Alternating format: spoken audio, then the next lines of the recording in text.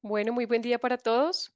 Soy Catherine Montealegre, responsable de reputación e imagen de Fede Palma y Cinipalma, y es un gusto estar con ustedes en este último día de la jornada de rendición de cuentas previa al Congreso Nacional Palmero. Durante estos días hemos hecho un recorrido por los principales hitos y logros de los objetivos estratégicos del sector y de la federación, iniciando por el mejoramiento fitosanitario, luego conocimos los avances de la optimización de la rentabilidad palmera y consolidación de una palmicultura sostenible, y ayer vimos la gestión y representación gremial y los estados financieros. Hoy finalizaremos la jornada con la presentación de resultados del incremento de la producción sostenible y la optimización de los costos de producción. Para esto nos acompaña el equipo de Cenipalma. Recuerden que nos pueden dejar sus preguntas en el chat y al final de esta sesión daremos un espacio para responder cada una de ellas. Bueno, para iniciar nos acompaña Jorge Alonso Beltrán. Él es director de extensión de Cenipalma. Bienvenido, Jorge Alonso. Muchas gracias, Catherine. Muy buenos días para todos. Un cordial saludo.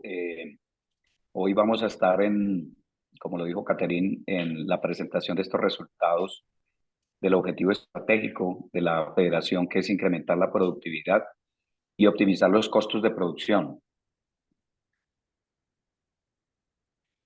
Gracias. La siguiente. En esta, pues, no, la anterior. En esta quería presentar un poquito hacer una introducción sobre el objetivo.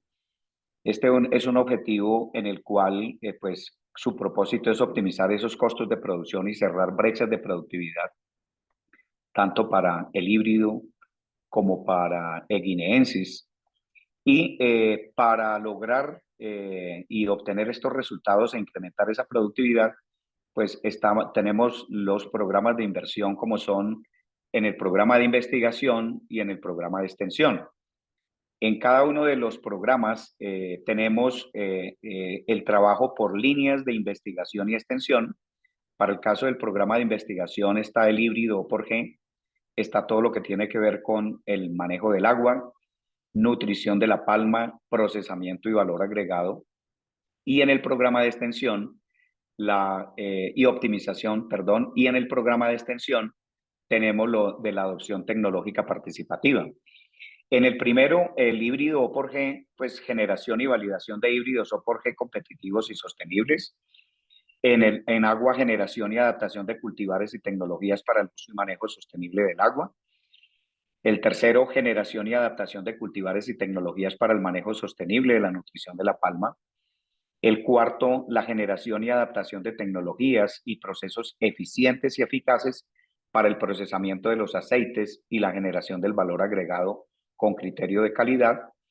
El quinto, en optimizaciones, generación y adaptación de tecnologías para el incremento de la eficiencia económica de los procesos productivos. Y en el de adopción tecnológica, formación y transferencia de asistencia técnica y adopción de mejores prácticas económicas, ambientales y sociales. Y dentro de este tenemos lo que se presentará más adelante, que será la línea de sostenibilidad. Por lo tanto, esta es una presentación que vamos a hacer a varias voces y el siguiente tiene que ver con el híbrido. Adelante, Iván, muchas gracias. Muy buenos días para todos, espero que me escuchen bien. Les vamos a presentar algunos hitos de la línea del híbrido por G que tuvimos durante el año 2023. Siguiente, por favor. Primero es cómo está el híbrido, cómo estuvo el híbrido en 2023. Estos son datos del CISPA. En total tenemos un poco más de 110.000 hectáreas. Exactamente al 2023 cerramos con 110.430 hectáreas. Hoy por hoy corresponden al 18% del área sembrada en Colombia y tuvieron un promedio en la palma que está en edad de producción, o sea que ya está produciendo racimos, 18,9 toneladas de racimos de fruta fresco hectárea año, una TEA promedio del 24%, y esto es algo que nos alegra.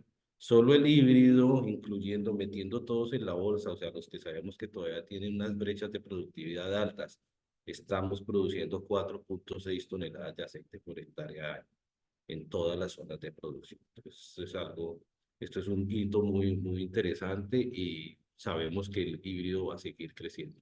Siguiente.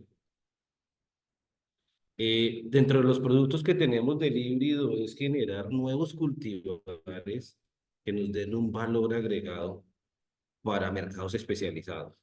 Sabemos que el híbrido tiene resistencia a la pudrición de cogollo y seguimos trabajando para afianzar mucho más esa resistencia, para hacerla mucha más duradera. Y eso es algo que trabajamos en las líneas de pudrición de cogollo, en la parte sanitaria. Pero también este híbrido sabemos que lo podemos seguir potencializando. En mano izquierda usted ve resultados de nuestras colecciones biológicas de Sino San Jorge y de la Amazonía, donde tenemos unos cultivares excelentes. Por ejemplo, cultivares con ácido oleico por encima del 70%. ¿Que eso a qué nos lleva? Nos lleva al lado derecho, si pensamos en el mercado de aceite líquidos, oleíferas con índices de yodo cercanos al 90%, nos podrían generar híbridos,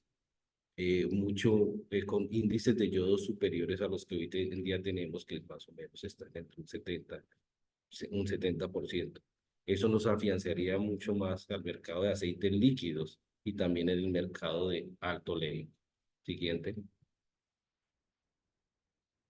Por el lado de los cultivares que faciliten la polinización, si queremos ir más rápido, debemos conocer las bases moleculares de cómo se están controlando los diferentes procesos.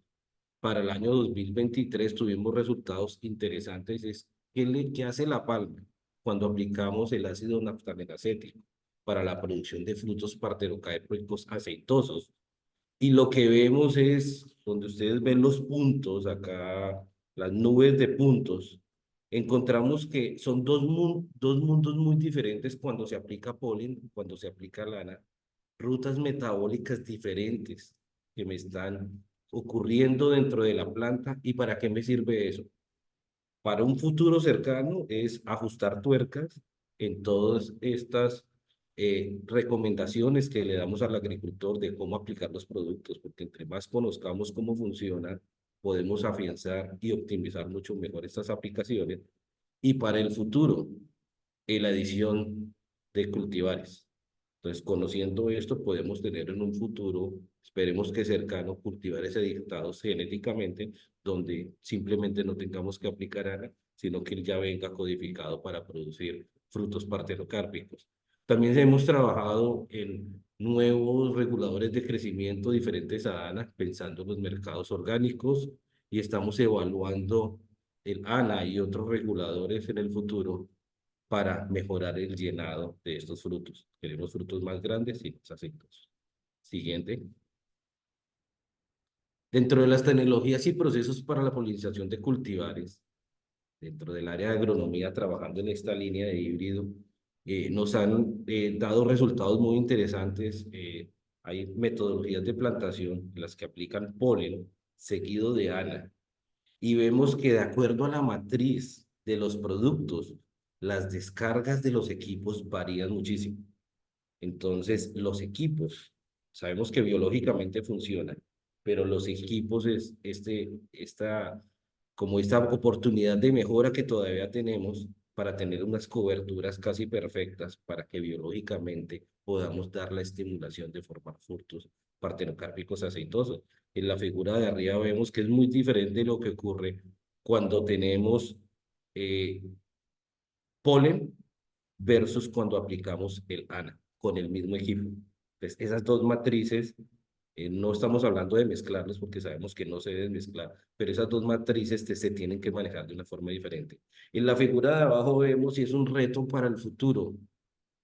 Las palmas se siguen creciendo. O sea, la palma está en constante crecimiento. Necesitamos alcanzar estas inflorescencias, no solo visualizarlas, sino aplicarlas de la mejor manera. Entonces, incluye unos retos en la parte mecánica y ergonómica de las aplicaciones. Los primeros resultados de esto son muy interesantes de cómo optimizar las herramientas que hoy en día tenemos y cómo también optimizar la fuerza que se usa y el tipo de herramientas, los pesos, los ángulos de inserción óptimos para poder realizar las labores. ¿Qué hemos encontrado con eso? Que después de los 25 grados puede empezar a fallar el sistema y necesitamos tener herramientas que sean muchísimo más eficientes para esta aplicación. Siguiente. De acuerdo en la productividad laboral y en la adopción de esta polinización artificial, tomando aplicar polen con ANA versus polen, encontramos que definitivamente la producción de aceite se nos incrementa, o sea, el ANA definitivamente ya está probado por todos los lados, que me incrementa la producción de aceite por hectárea, que me mejora los ingresos tanto brutos como netos y que a pesar que los costos por hectárea se me están incrementando, al tener yo más racimos recuperados, estoy incrementando en un 5% los costos, los ingresos netos por hectárea y adicionalmente tengo una mayor TEA. En el costo de procesamiento de la tonelada es un costo marginal. Seripalma, pues a partir de experiencias de los palmicultores creía que era mayor, pero el incremento en el proceso solamente se sube 0,8% de los costos totales. Siguiente. Unos grandes hitos fueron los transferencia de la tecnología, la extensión que se hace de los resultados de cosas que ya sabemos que funcionan, por ejemplo, diseño de plantaciones, polinización, manejo de plagas y enfermedades. Existen mesas de trabajo en torno al híbrido, el híbrido o por G. Tenemos experiencias muy positivas en todas las regiones, zona central, zona norte. Esta es una foto de zona norte donde se ha trabajado fuertemente. ¿Y por qué mencionamos zona norte? Porque es la nueva zona de recambio del guinensis hacia el híbrido por G. Estos son datos, en naranja ustedes pueden ver a mano derecha de las áreas sembradas, pero en las barras verdes podemos ver es lo que hoy en día tenemos en vivero y se está sembrando este año. O sea, Magdalena, alguna parte de Antioquia, del Urabá, se siguen sembrando. Algunas zonas del Cesar que no tenían híbrido, ya vamos a tener más de 1.000 hectáreas este año.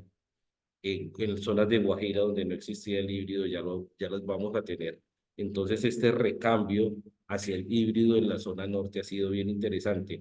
Y la ventaja que tenemos con respecto a lo que tuvimos en otras zonas hace 10 o 15 años, cuando iniciamos como el híbrido como cultivo, es que ya tenemos tecnologías que podemos llevar a ustedes de una forma confiable y que sabemos que funciona. Entonces, desde el establecimiento de la plantación, viveros, selección, manejo, polinización, ya sabemos pues lo que cada agricultor debería hacer. Siguiente. Uno de los grandes sitios definitivamente del 2023 fue el lanzamiento del libro del híbrido interespecífico por G, cuyo editor fue nuestro director de investigación de Cenipalma, el doctor Hernando Mauricio Romero, y es en 21 capítulos, 5 secciones y 662 páginas, logramos compilar todos los resultados de investigación que había desarrollado Cenipalma por más de 15 años. 5 secciones, la primera sección es como las bases, la biología, la fisiología, la fenología y el mejoramiento genético. Una segunda sección que va a ir amarrada a los resultados del día de hoy con las diferentes líneas, donde estamos hablando del agua, establecimiento, nutrición, polinización, cosecha. Una tercera sección que nos habla de la sanidad del cultivo, insectos asociados, enfermedades y diferentes anomalías. y una cuarta y quinta que es el procesamiento y todos los costos de productividad. Entonces logramos combinar y para nosotros es un granito que se esté transfiriendo esta información. Siguiente. Finalmente, dentro del híbrido, pues resaltamos la extensión que se hizo, no solo a nivel nacional, que lo hemos hecho en diferentes escenarios de comités agronómicos, de congresos nacionales, de las conferencias palmeras, sino a nivel internacional. Llevamos resultados de investigación al PIPOC 2023. Y pasó algo muy interesante a finales del año pasado, fuimos invitados al seminario internacional, como ustedes ven, en la oleífera y el híbrido del específico. El sudeste asiático hoy por hoy está muy interesado en el híbrido, a pesar que tienen guinenses. Han enfocado seminarios enteros para que les hablemos del híbrido y nos ven como referente, o sea, Colombia, Palma, para el híbrido por gen, porque ellos saben que de pronto alguna enfermedad tipo PC les pueda llegar al sudeste asiático, deben tener su plan B desde ya listo. Y uno de esos planes B definitivamente es el híbrido. Y pues hemos transferido todos estos resultados de Colombia Palmera en línea, en diferentes seminarios. Eh, gracias. Siguiente.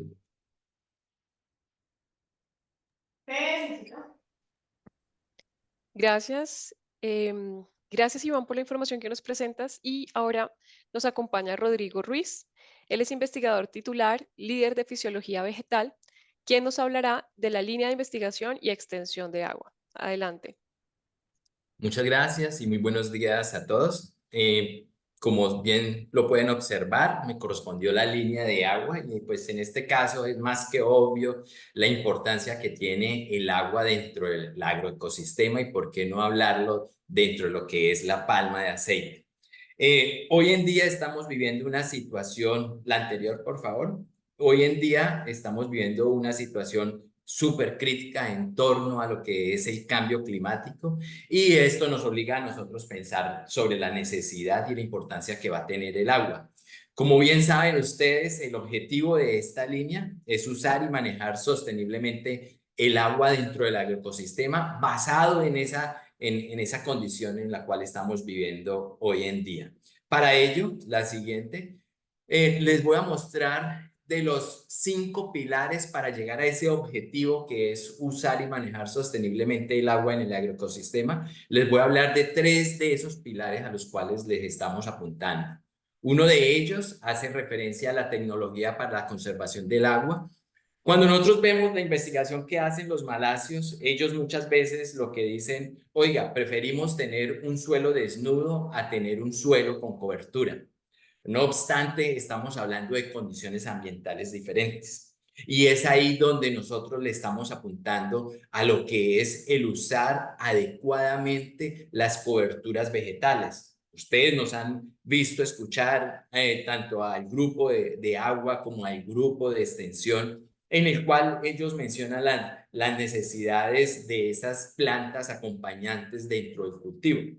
Y con este resultado y con la cobertura de varios meses de evaluación, como pueden observar en esta gráfica, donde en el eje de las abscisas tenemos nosotros los meses y en el eje de las ordenadas tenemos la lámina que se puede estar teniendo a lo largo del tiempo.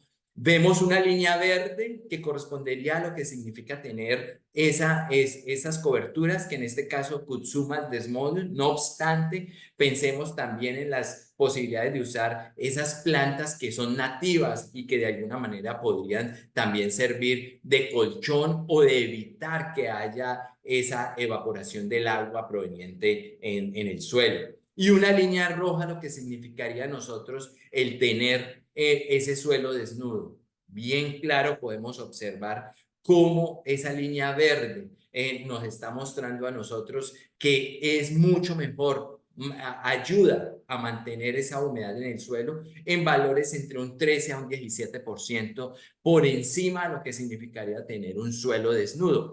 Esas 3 líneas punteadas sería la superior, esa azul correspondería a capacidad de campo, La roja, que punteada, significaría el llevar o el mantener una humedad crítica, y pues lo que nunca queremos nosotros es llegar a una condición de punto de marchitez permanente. Con esto, pues lo que nos está diciendo a nosotros la necesidad de mantener nuestro suelo cubierto, llámese por biomasa, llámese por coberturas, lo cual nos va a permitir a nosotros alargar esos periodos de aplicación del riego, y por lo tanto esa necesidad que cada vez más va a ser más crítica el agua. La siguiente, por favor. Otro pilar en el cual nosotros estamos trabajando es la tecnología para la gestión eficiente del riego y el drenaje, una situación pues que nos está indicando a nosotros qué deberíamos nosotros mejorar dentro de ese riego, qué deberíamos realizar o mejorar dentro de lo que es ese drenaje.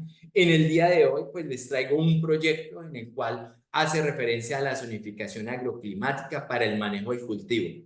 Todos sabemos que en el 2017, 2018 se hizo el estudio de la UPRA, en el cual pues nos habla a nosotros perfectamente que tenemos casi 20 millones de hectáreas disponibles para el cultivo, algunas con limitaciones, de las cuales podríamos nosotros perfectamente quedar a 5 millones de hectáreas aprovechables para el cultivo. No obstante, ese no condiciona, no, es una escala demasiado grande. Y es ahí donde tenemos un fuerte impacto con estos resultados que les voy a mostrar a ustedes. Primero que todo, pues hablar que una zonificación hace referencia a la planificación de ese uso del recurso natural, donde se dan esas características o se separan por áreas similares, potenciales, y áreas con limitaciones. Y es ahí donde nosotros logramos realizar la zonificación de la evapotranspiración a una mayor escala, es decir, que logramos bajar mucho más ese mosaico que se tenía y poder determinar las necesidades hídricas de la zona para ser mucho más eficiente en el uso del cultivo y así poder tener un establecimiento de este. Acordémonos que en el 2014, si no me equivoco, veníamos con una activación muy fuerte de lo que era el establecimiento de cultivos de palma de aceite. No obstante, se dio cuenta de que las productividades estaban disminuyendo o iba a tener un impacto grande sobre las producciones, sabiendo que existían zonas que realmente estaban presentando problemas. Es así que este trabajo que les muestro hoy nos trae una mayor información y hacer más crítico dónde deberíamos sembrar. La siguiente. Para beneficio de lo que es el departamento del Magdalena y más adelante del departamento del Cesar, se logró zonificar agroclimáticamente el manejo del agua, y es así como nosotros vemos ya mucho más pixelado esas zonas donde deberíamos nosotros sembrar, pixelado porque nos ayuda a definir realmente esos déficits hídricos que podrían tener por zonas. Como pueden observar en la tabla de la derecha, vemos nosotros zonas para el Magdalena donde el déficit hídrico supera los 600 milímetros. Esto lo que nos está diciendo a nosotros es que deberíamos ser más eficientes con el uso del agua, o si vamos a sembrar en zonas muy críticas, tener esa condición de riego eficiente sumado a una condición de un sistema de riego eficiente y un uso adecuado basado en esos volúmenes disponibles por las cuencas, que son las que terminan generando el agua, aguas abajo, valga la redundancia. Siguiente. Dentro del proyecto de regalías logramos también definir la zonificación para el departamento del Cesar. A diferencia del Magdalena, donde veíamos nosotros déficit hídricos superiores a 1000 milímetros por año, en el departamento del Cesar es menor. No obstante, esto no significa que no debamos tener cuidado con el uso del agua, porque estamos encontrando valores que pueden superar los 200 milímetros, llegando a valores máximos de 700, 750 milímetros para las diferentes zonas del país. En conclusión, acá lo que nos está diciendo es que se sugiere incrementar la implementación de riegos eficientes y principalmente a aquellos asociados con los presurizados, en este caso goteo, aspersión, pues ya que las fuentes hídricas van a ser un limitante. Siguiente. Siempre veníamos nosotros evaluando mucho sobre el aplicar el riego sin tener en cuenta la edad del cultivo. Muchas veces veíamos que se daban los riegos de la misma manera en edades tempranas como en edades adultas. No obstante, con este proyecto que es determinación de los requerimientos hídricos del cultivo, pues vemos nosotros para los principales cultivos que tenemos nosotros, llámese guinensis como un Deli por Abros, un Deli por Lamé, un Deli por Ghana o un híbrido, que es algo bien importante de este proyecto, en el cual nosotros logramos observar las evapotranspiraciones del cultivo y los requerimientos expresados por litros por hectárea día, lo cual nos estaría a nosotros diciendo lo siguiente. Primero, que los requerimientos hídricos van a depender mucho de la edad hay que mencionar que para guinensis lo tenemos prácticamente cubierto para todo el ciclo de vida de la palma hasta los 15 años, pero que en los primeros años no necesariamente debemos suplir esas necesidades o esos volúmenes a los cuales estábamos acostumbrados. Ahora bien, cuando comparamos nosotros esos guinensis versus al híbrido, y acá viene algo de lo que tendríamos nosotros como un mito, pensar que el híbrido consume mucho más agua, aunque llevamos sus 6 a 7 años, pues observen ustedes lo que ocurre cuando analizamos en la columna de litros por hectárea día los requerimientos como tal que tiene el cultivo híbrido versus guinensis. Prácticamente es lo mismo. Es decir, que hasta el momento lo que teníamos pensado, lo que se tenía pensado de que el híbrido consume mucho más agua, pues no es tan cierto, porque lo que estamos observando es que los volúmenes son muy similares tanto para guinensis como para híbrido evaluado para el 6º y 7º año. A esto lo seguiremos evaluando y podremos tener toda esa línea de tiempo correspondiente al híbrido. Los valores que se exceden, que pueden llegar a 10 milímetros, van a depender mucho de la época del año. Es decir, que llega un momento en que no influye la edad del cultivo, sino la época del año, donde las evapotranspiraciones son tan altas, mostrando que los requerimientos hídricos perfectamente superan los 10 milímetros por día. Siguiente, por favor. No se puede negar que hoy en día somos mucho más conscientes en el uso del agua y hemos visto cómo se ha incrementado el uso de sistemas de riego eficientes.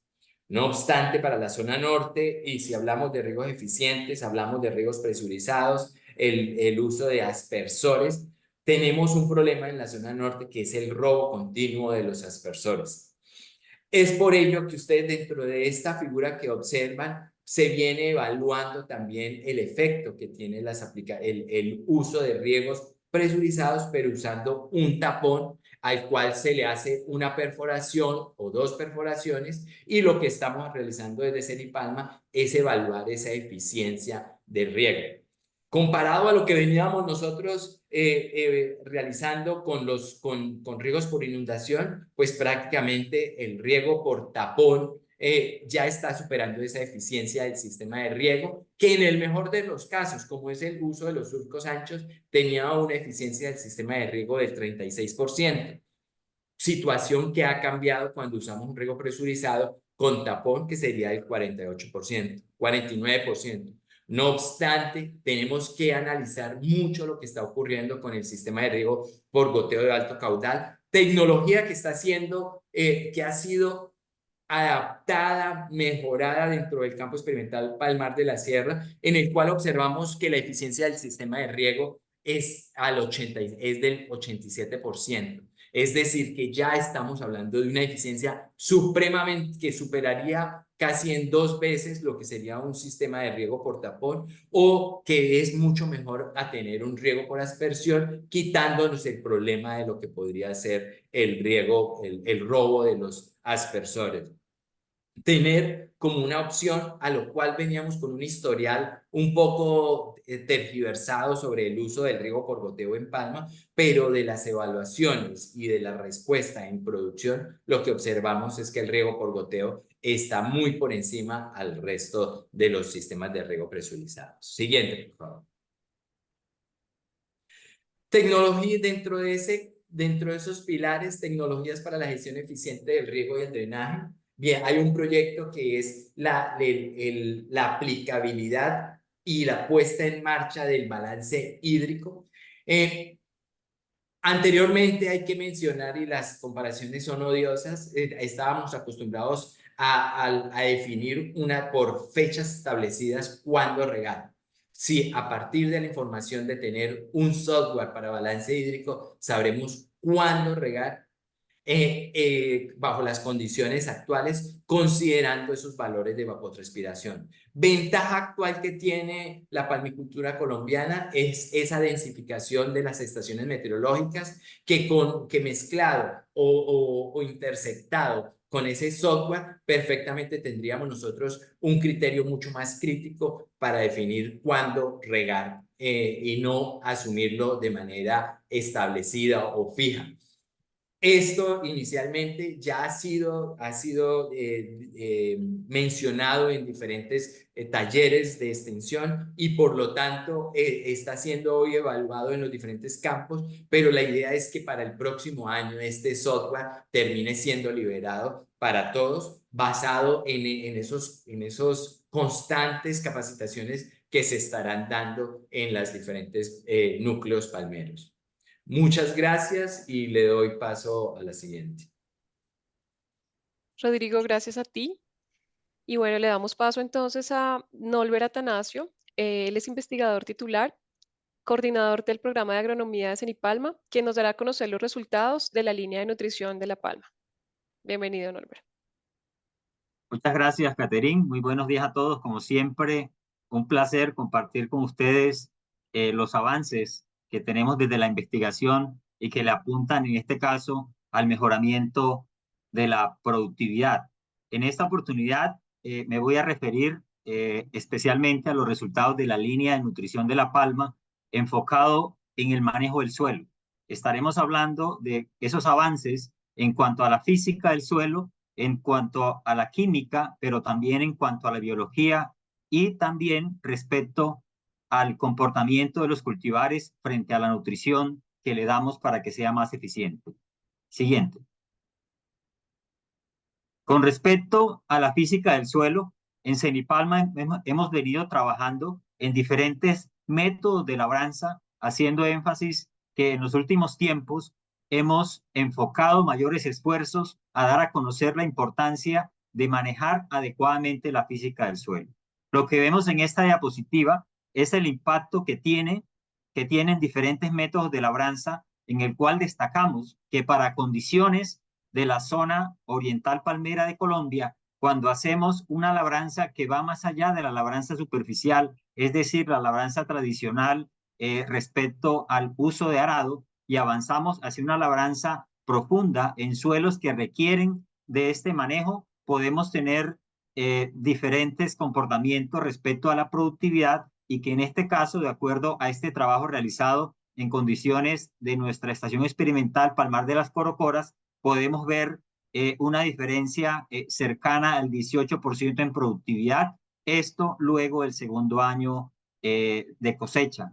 ¿A qué se deben estos cambios? Sustentados especialmente en la mejora de la infiltración, en la reducción de la escorrentía, en el mejor aprovechamiento de los nutrientes aportados, y al final esto impacta de manera positiva la productividad. Siguiente. En cuanto al manejo de la química del suelo, hemos estado atentos a las nuevas tecnologías que hay disponibles en el mercado respecto a la búsqueda de la eficiencia en el uso de nutrientes. Se ha avanzado de manera importante en diferentes tecnologías para la formulación de fertilizantes a escala nano, es decir, a un tamaño menor a 100 micras, y esto ya lo estamos evaluando en Cenipalma. Lo que ven ustedes en esta diapositiva es cómo, bajo condiciones de vivero, cuando utilizamos diferentes dosis de este tipo de formulación y lo comparamos con respecto a las dosis tradicionales usadas normalmente en los viveros de palma, en este caso para cultivares guinensis, hemos encontrado que con dosis relativas, cuando fluctúan entre el 12.5 y el 50% respecto a esa dosis que normalmente utilizamos para nutrir con las fuentes convencionales, tenemos resultados similares. ¿Esto a qué nos lleva? A que estamos logrando una mayor eficiencia en el uso de nutrientes. En este caso, el impacto se ve en la acumulación de materia seca de las palmas, y ese es el primer paso para luego incrementar la productividad.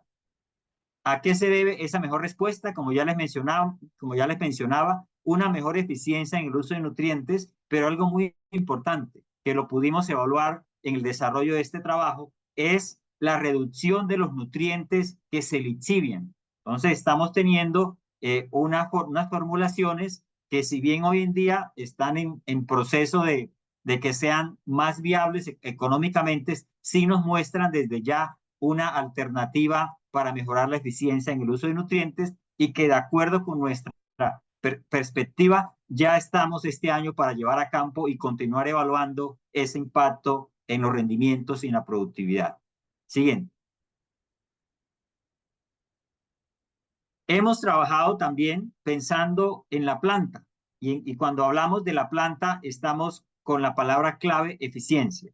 Lo que les muestro en esta diapositiva es como para en el caso de los cultivares guinensis se presentan comportamientos diferenciales en cuanto a la extracción de nutrientes. Aquí podemos ver, por ejemplo, en el caso del potasio, cómo esa acumulación que se da a lo largo del ciclo de vida del cultivo es diferente cuando comparamos cultivares Delhi por Lamé con respecto a cultivares Delhi por Abros. En el caso del potasio, por ejemplo, esas diferencias pueden ser tan amplias como hasta del 46%.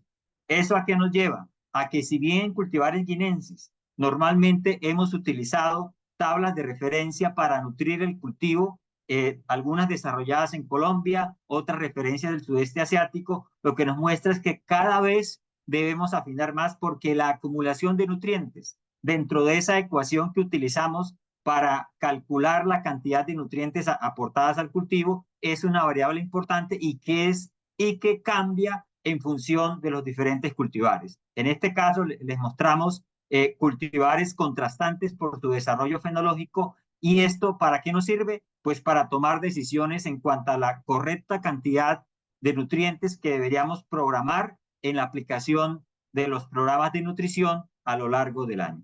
Siguiente. Y también hemos avanzado de manera importante con las dosis que se requieren para los cultivares O/G.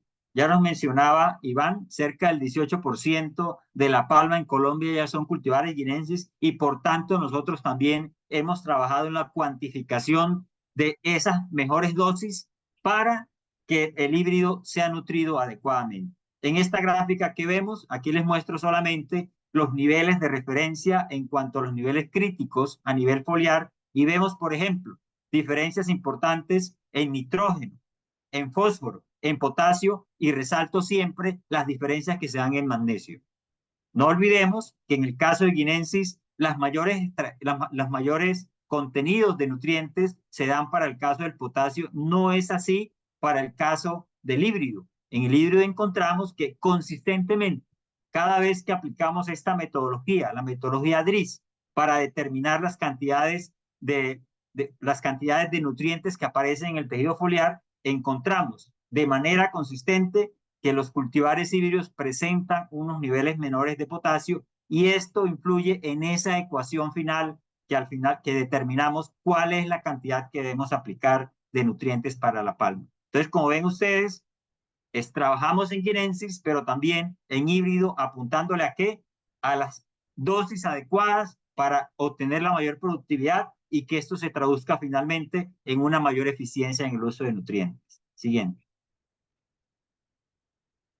Acorde con este tema del uso eficiente de nutrientes, también nos ha interesado trabajar en metodologías de diagnóstico adecuado de la nutrición.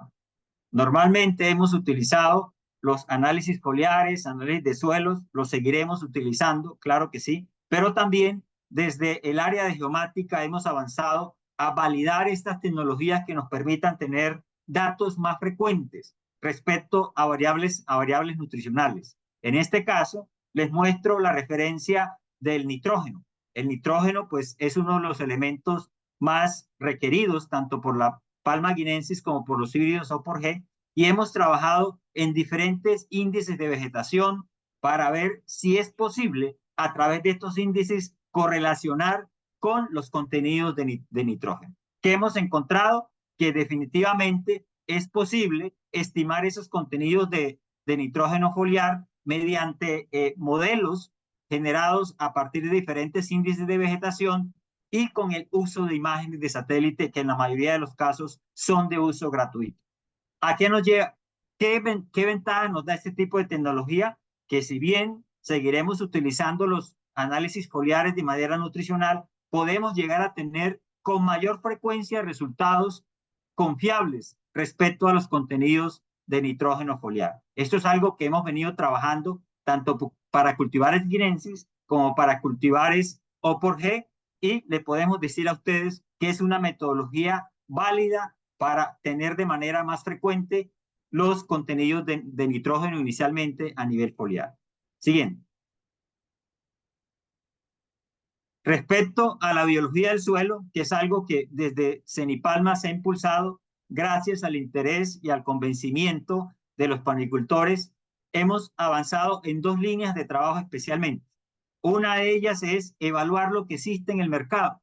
Los palmicultores, por iniciativa propia, han venido utilizando diferentes formulaciones de microorganismos que en la mayoría de los casos han sido formulados para otros cultivos, pero que nosotros, como estrategia, los hemos venido evaluando. ¿Qué hemos encontrado? Lo que ven ustedes en esta diapositiva es la evaluación de diferentes productos, especialmente solubilizadores de fósforo, que despiertan bastante interés. Lo que le podemos destacar es que a nivel de condiciones de vivero, hasta el momento no hemos encontrado mayores diferencias respecto al testigo, que en este caso es, digamos, la fertilización tradicional que hacemos comúnmente, que sí hemos encontrado que Cenipalma también, desde el área del programa de fitomejoramiento, de fitopatología, ha avanzado en el aislamiento de algunos organismos, que en este caso es tricoderma, y hemos encontrado unas respuestas bastante positivas en cuanto al crecimiento de las plantas. ¿Este resultado a qué nos lleva? A que necesariamente nuestra manera más fácil de evaluar si un producto biológico utilizado en otros cultivos funciona en palma es utilizarlo en condiciones de vivero. Ya hemos hecho ese screening y podemos decir estos productos definitivamente no nos muestran mayor resultado. Hay unos que prometen y los cuales pues seguiremos evaluando. Siguiente. Pero también hemos avanzado en otra línea de trabajo, en el caso de los biofertilizantes, que tiene que ver con nuestros propios aislamientos. Evaluamos lo que hay en el mercado, pero también estamos en campo buscando cuáles son esos organismos que nos pueden ayudar a incrementar la eficiencia de la fertilización. ¿En qué estamos trabajando? En solubilizadores de fósforo y potasio, pero también en aquellos organismos que nos pueden ayudar a fijar el nitrógeno atmosférico. Aquí hablamos tanto de organismos de vida libre como aquellos que necesariamente se asocian con las raíces de las plantas. Hasta ahora, ¿qué tenemos? Hemos evaluado 30 bacterias, que las cuales ya hemos aislado y caracterizado por su alto potencial para solubilizar fósforo y potasio y fijar nitrógeno. En este momento, pues ya esto lo estamos haciendo en acuerdo con universidades, diferentes universidades del país, y vamos avanzando pensando en que en el 2025 ya deberemos tener estas cepas en condiciones de evaluación, ya que nos han mostrado un alto potencial de mejoramiento. Como ven ustedes, Para cerrar, física, química, biología y planta. Ese es el enfoque de la línea de nutrición de La Palma. Muchas gracias. Gracias a ti, Norbert. Y ahora entonces continuamos con Jesús Alberto García. Él es investigador titular, coordinador del programa de procesamiento, quien nos va a compartir los resultados de la línea de investigación, procesamiento y valor agregado. Adelante, Jesús. Muy buenos días, ¿me oyen? ¿Me escuchan? Sí, te escuchamos bien. Bueno, muchas gracias y chévere estar aquí en esta rendición de cuentas. Ya mis colegas han presentado desde la parte genética, la parte de cómo echarle el agua a la palma, cómo cultivarla bien, todas las prácticas agronómicas y llegan los racimos a la planta de beneficio. Entonces, aquí donde empieza la línea de procesamiento y valor agregado, donde investigamos en lo que tiene que ver con el procesamiento de los racimos, la calidad del aceite, el uso de la biomasa y los posibles usos del aceite hasta la salud y nutrición del aceite de palma. Esa es nuestra línea. Siguiente, por favor. Entonces, voy a presentar los títulos de los productos que necesitamos entregar. El primero son tecnologías para el procesamiento de racimos y extracción de aceite de palma y palmiste. Y empiezo con el producto específico que se llama procesamiento de racimos de fruto o por G. Siguiente. Entonces, ustedes ven que el problema de procesamiento del fruto de híbrido tiene varias problemáticas a nivel de planta. Las prensas se tapan, se hace como un taponamiento, se forma como una masa que no puede salir. A veces las pérdidas aumentan y como ven en la figura a la derecha, la consistencia de estos líquidos hace que sea difícil el procesamiento de manera tradicional. Siguiente. Entonces, esto es como un esquema, aquí tenemos la prensa de cómo se va acumulando el aceite en esas cantidades que ustedes ven allí y los problemas que causan, y aquí van a oír un poco de ruido. Siguiente, por favor. Entonces, ese bloque que hace allí es que la prensa no puede contener esas falta de presión interna y evacúa de manera líquida. Miren la parte de la derecha, por favor, siguiente, pónganle.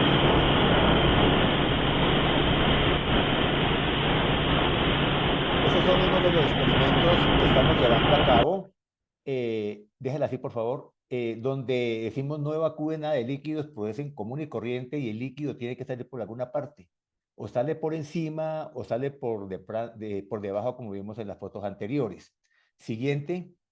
Entonces, ¿qué nos lleva a esto? Que es una problemática del prensado y que nos toca conocer el fenómeno. La capacidad de las plantas se pierde entre el 20 al 50%, las pérdidas aumentan entre un 20 y un 40%, y de ahí que con el conocimiento que tengamos podemos ir a nuevos diseños. Siguiente, por favor. Entonces, básicamente lo que hemos venido manejando es cuál es esa relación del sólido de la torta de prensado con el licor de prensa y hemos comparado diferentes tecnologías, por lo cual trajimos, desempolvamos, digamos así, esa tecnología que pueden ver allí, donde lo que estamos haciendo es recuperando el líquido del fondo del digestor, como ven en la parte del cilindro que se está recuperando, y otra parte en el ducto que va del digestor a la prensa. Hay mucho detalle técnico aquí que no hay tiempo para mostrar, pero por ejemplo hemos visto cómo esa recuperación de esos líquidos que mostré anteriormente permite que la presa trabaje de una mejor manera. Hay detalles técnicos aquí, hay que usar una válvula proporcional, no una válvula on-off, el control de llenado, el control del ingreso al vapor, pero creemos que con esa tecnología, que como digo, básicamente era desempolvar cosas que se usaban antes, estamos teniendo buenos resultados. Siguiente. Entonces, básicamente nos enfocamos acá, miramos en la gráfica de la izquierda, cuál es la composición volumétrica de esos licores que salen por el ducto de prensa que les mostré. Para el guinensis, mire que tiene alrededor del 91% de aceite con un 9% de lodos, y para el guinensis, el híbrido primero y el guinensis tiene 71%. O sea, concentramos el aceite antes de que pase por la prensa, lo cual disminuye las pérdidas y como pueden ver en la figura de la mitad, que estamos trabajando también con guinensis, con esta misma tecnología, vemos que las pérdidas cuando dicen sin drenaje, en cada una de las prensas son mayores a la línea, la barra azul, cuando tenemos el sistema de drenaje también en guinensis. Y en la figura de la derecha, ustedes ven la barra roja, es la capacidad de una prensa de 12 toneladas que trabaja a 3.9 por todos estos problemas, por la adición que tienen que echarle de sólidos y demás. Y cuando aplicamos los drenajes, las eficiencias se permite recuperar entre un 85 y un 92%. Siguiente. Pasamos ahora, dentro de este mismo de tecnologías, a un tema que llamamos tamaño de muestra en guinensis. Siguiente. Este es un tema un poco estadístico que puede ser aburrido. Siguiente, 3 allí, please, por favor. Pero básicamente lo que queremos mostrar acá es que para poder determinar de buena manera estadística un número mínimo de racimos de los análisis que están llegando a la tolva, necesitamos mínimo 36 racimos para tener un intervalo de confianza del 90% y un error del 10%. Entonces, pilas con esto, porque si cogemos 2, 3, 4 racimitos, no vamos a hacer realmente mayor cosa estadísticamente para decir que fulano, perencejo, sutanejo trae tal calidad de racimos. Siguiente. Entonces pasamos ahora al siguiente. Ahora el tema de estas mismas tecnologías de procesamiento a la calidad de los racimos de fruto interno. Si bien ya hemos hecho unas tablas que ustedes han visto, publicaciones para determinar la relación de la cantidad de aceite con la composición externa de los racimos, cuando vemos internamente, como ven en la foto de izquierda, que hay una cantidad de racimos o de frutos blancos que pueden estar y que influyen en la extracción del aceite. Siguiente. Entonces, hicimos muchos trabajos, pero aquí traigo a comentarles este en el cual estamos evaluando 4 métodos de calificación, mirando qué está por dentro del racimo y no solamente las características externas. Entonces, hay un método 1 que llamamos desespigar 30% del racimo y tener 2 criterios bien y mal aplicado. Hay otro método 2 que es una calificación externa y ponemos conforme o no conforme. Hay un método 3 que es inserción de una varilla dentro del racimo y se mira por dentro y se hace una calificación integral.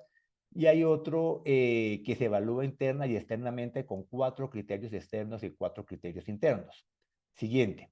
Entonces, básicamente lo que quiero mostrar acá es que se cogieron 48 racimos y a cada uno se le aplicó las metodologías de las plantas que ahí pueden ver. Siguiente, entonces, esto me parece muy interesante, por favor, una tabla un poco densa, pero vamos a mirarla de la siguiente manera. El método 1, ellos califican en tipo A y tipo B, como lo ven en la izquierda, y hay un potencial de aceite asociado abajo. Estas figuras ustedes las conocen, las hemos mostrado en varias presentaciones, y ven, por ejemplo, cómo la mediana del tipo A es 28 y la mediana del tipo B es 23, pero ustedes ven cómo están unidos algunas de esos cuadros, y podemos decir que este método 1 tiene una asociación del 44%. El método 2 tiene una asociación del 20%. Miren ustedes cómo los datos están traslapados. O sea que es una calificación que dice uno hasta qué punto vale calificar de esa manera, cuando apenas tengo un 20% de asociación. En el método 3 tenemos un 70%, pero si ustedes ven la clase 3 y clase 4 que hablan ahí en la mitad, prácticamente es lo mismo, lo cual se podría dividir.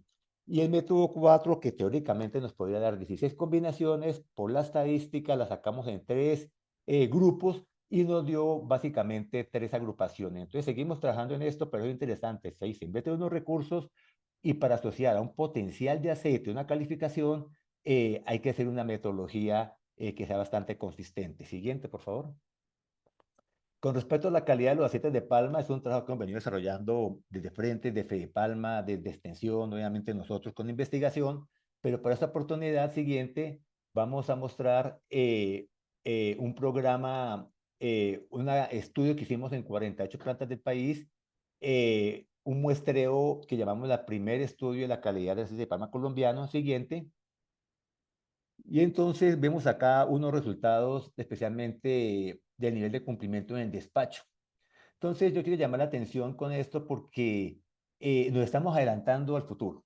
Todavía no hay normativa en Colombia para los famosos aceites minerales aromáticos saturados, para el cloro, aunque ya hay algunos temas de comercialización, pero estos estudios que se han hecho nos permiten decir pilas que toca apretar algunas cosas, toca mejorar. Ya tenemos tecnologías que hemos investigado y que ustedes conocen para mejorar la calidad del aceite y nos toca mejorar algunos aspectos. Hay plantas que procesan bien, hay unos criterios que estamos cumpliendo sobradamente, pero es un llamado a que nos pongamos las pilas y que no esperemos que llegue la norma y que tengamos deficiencia en esto. Es un trabajo que está haciendo de muchos frentes como federación con mayúscula, que estamos trabajando y ahí vamos avanzando. Siguiente, por favor.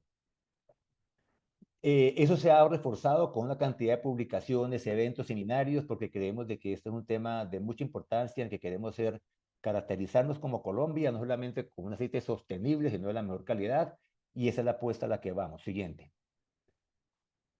Ahora llegamos al tema de aceites de palma y palmista y productos derivados para mercados especializados y tecnología para valoración de sus productos en conceptos de economía circular.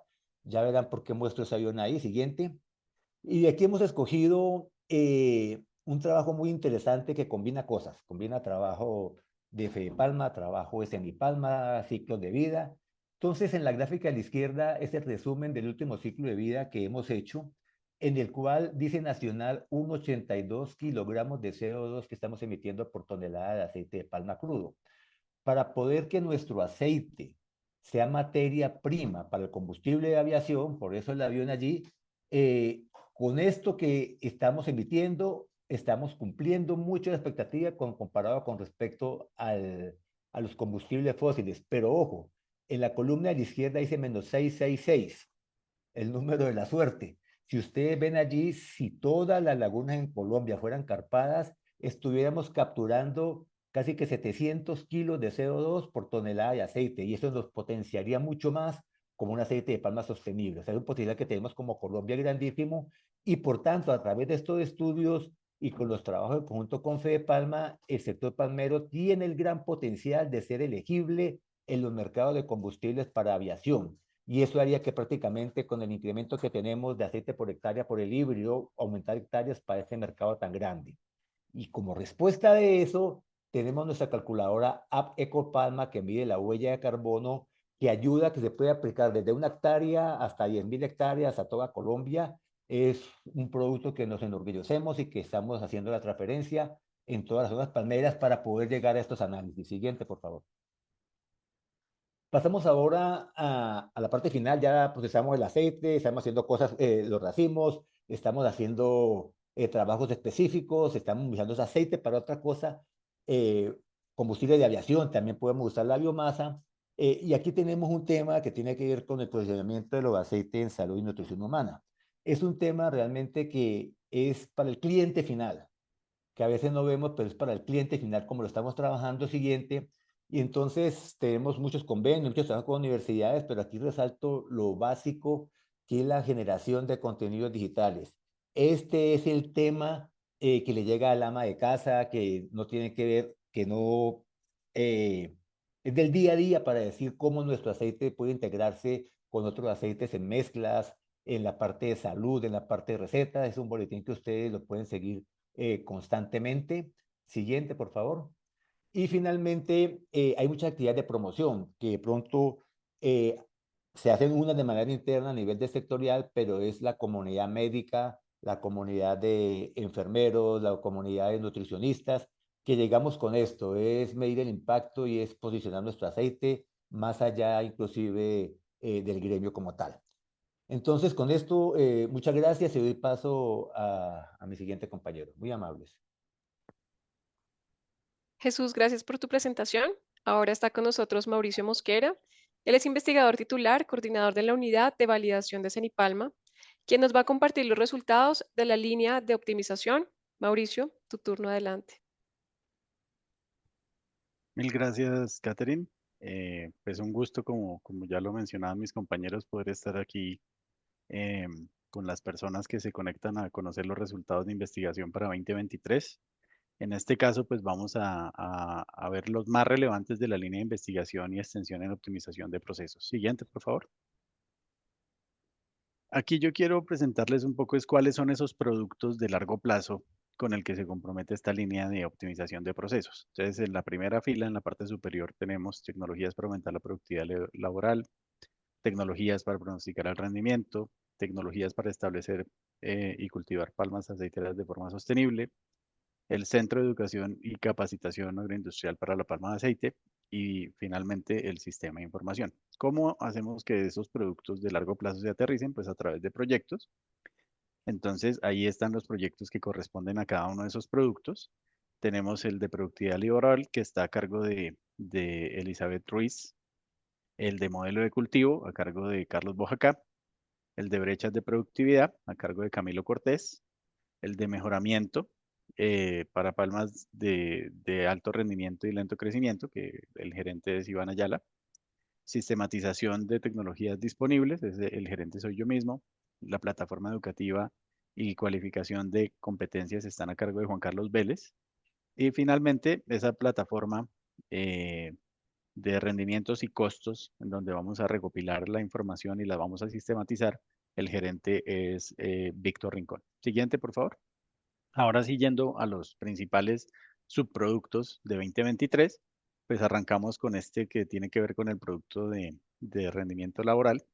Y aquí lo que tenemos es indicadores, que es, obviamente como es un informe de lo que se hizo en 2023, pues normalmente son datos que se compilaron en 2022 y 2023.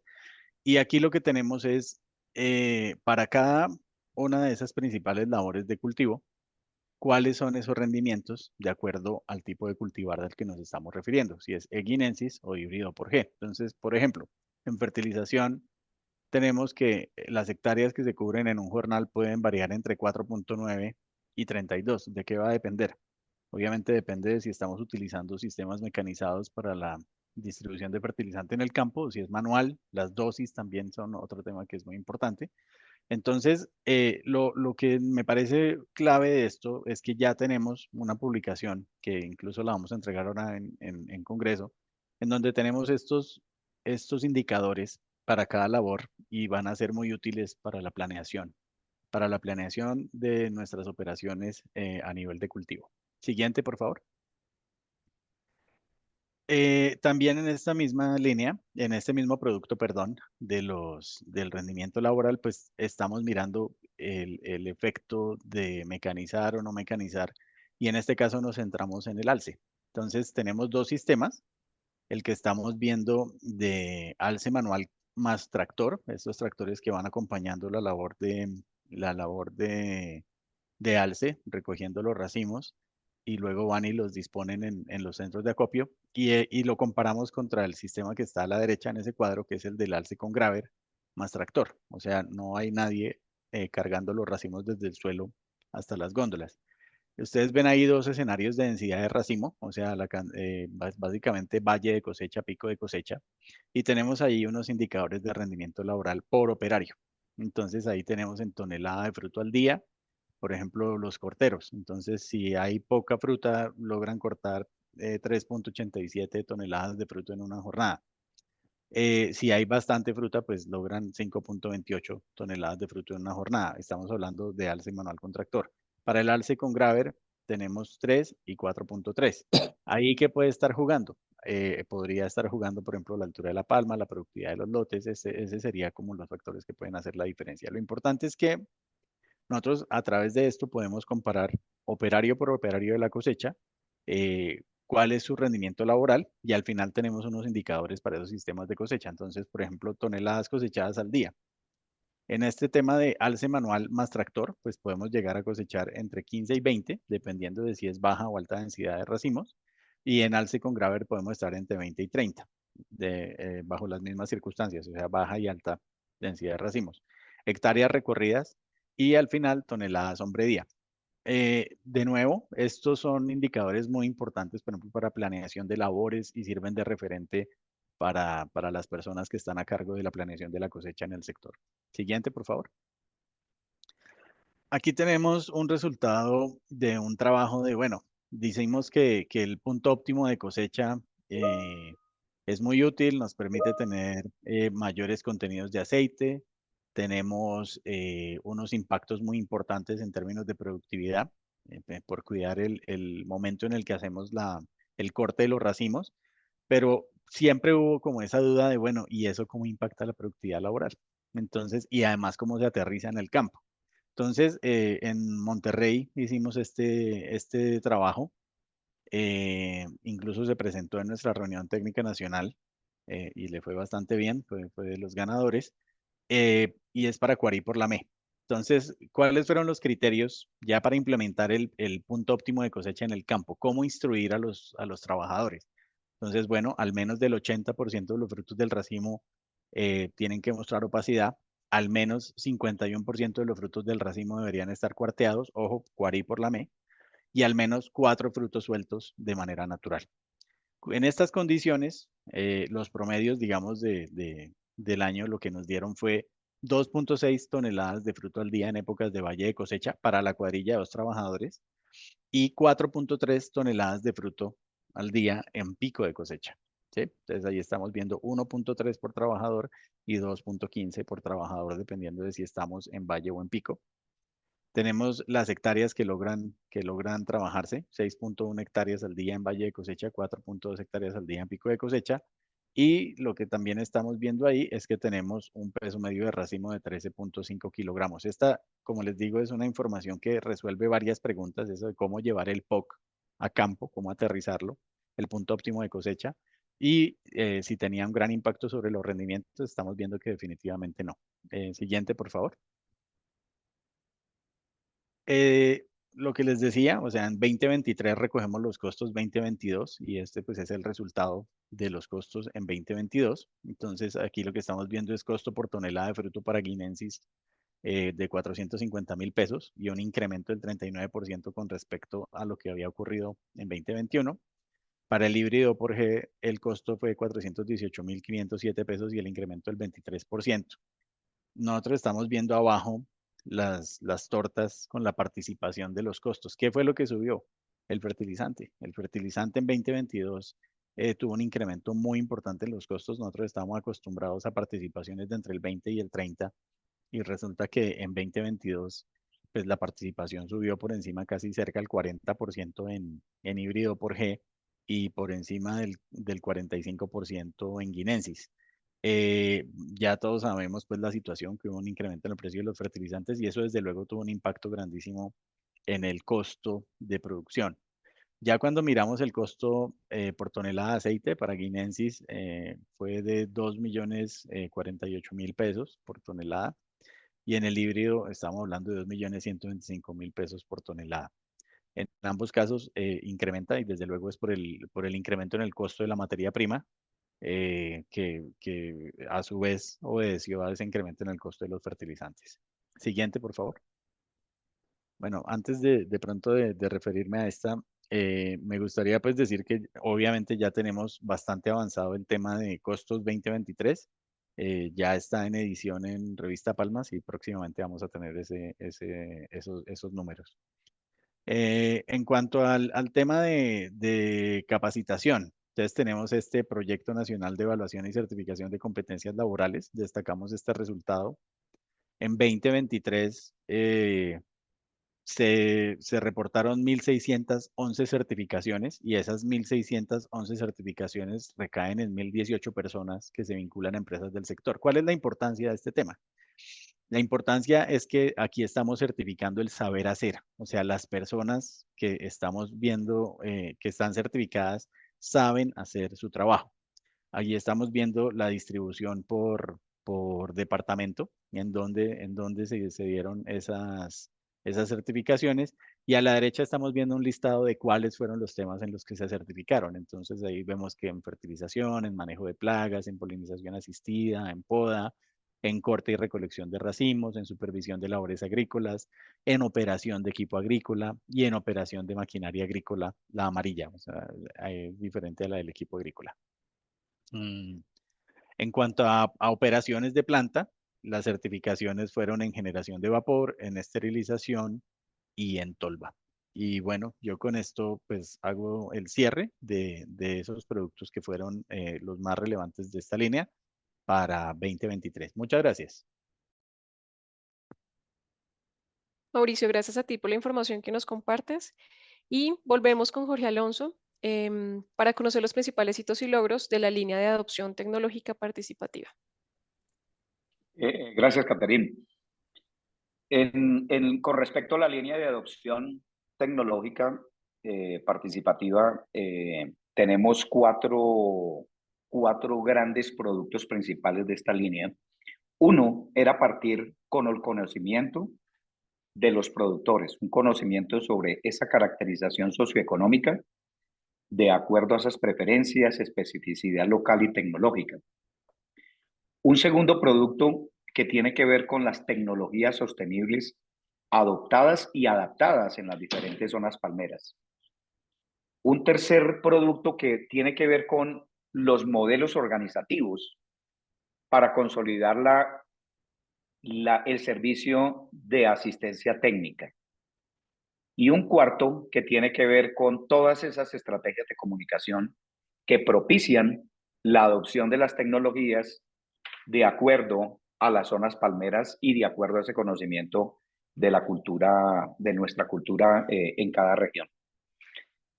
¿Qué buscamos con esta línea de adopción tecnológica? Buscamos definitivamente que los productores mejoren su calidad de vida a través de mejorar la productividad. Y para tener esa productividad necesitamos tener información de la productividad del productor, de la productividad del núcleo palmero o la asociación de palmicultores. Rendimientos promedios por subzona, la suma de esos núcleos nos da el rendimiento promedio por subzona y en la suma de los rendimientos promedios de las subzonas, pues vamos a tener el rendimiento de cada una de nuestras zonas palmeras. El segundo es la adopción de tecnologías. Básicamente es el corazón, que los productores hagan esa adopción de tecnología. Aquí tenemos, como lo vamos a ver más adelante, las principales tecnologías a nivel nacional, los cuales los productores han venido adoptando y adoptando como biomasa, como nutrición, como riego, drenajes, todo esto sustentado en todo el trabajo de investigación, validación que se ha hecho a través de las líneas que acabaron de expresar los compañeros. Otro es el fortalecimiento de las capacidades técnicas. Importantísimo que el personal técnico de los núcleos y las asociaciones de productores pues están con las mejores capacidades técnicas, la inclusión de género en la asistencia técnica, la profesionalización de actividades, cobertura de esa asistencia técnica a nivel país. Y el otro tiene que ver con elementos como demostración de mejores prácticas, ese escalamiento y demostración a nivel de los núcleos y organizaciones como las parcelas de demostración, días de campos, talleres, etc. Para iniciar con el primer producto, pues ustedes han escuchado ya mucho y hay informes sobre el avance de la caracterización socioeconómica de los productores. Aquí queremos mostrarles muy cortamente cómo lograr a que ustedes accedan a esta información que está ya colgada y en una página, en la página web, y queremos que darles aquí en corto espacio la información que se tiene de esa caracterización socioeconómica. Bienvenidos al portal Caracterización de Palmicultores de CENIPALMA. Conozca las estadísticas sociodemográficas de los palmicultores colombianos. Explore un mapa interactivo que ilustra la ubicación de los palmicultores caracterizados. Descubra los núcleos palmeros y las personas caracterizadas en Colombia. Acceda a datos detallados en categorías como demografía, educación, economía, salud, producción y más.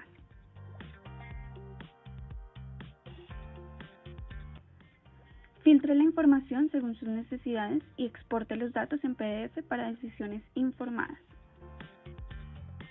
Aprovecha esta herramienta para mejorar la toma de decisiones en el sector palmicultor. Visítanos en geoportal.cenipalma.org/caracterización.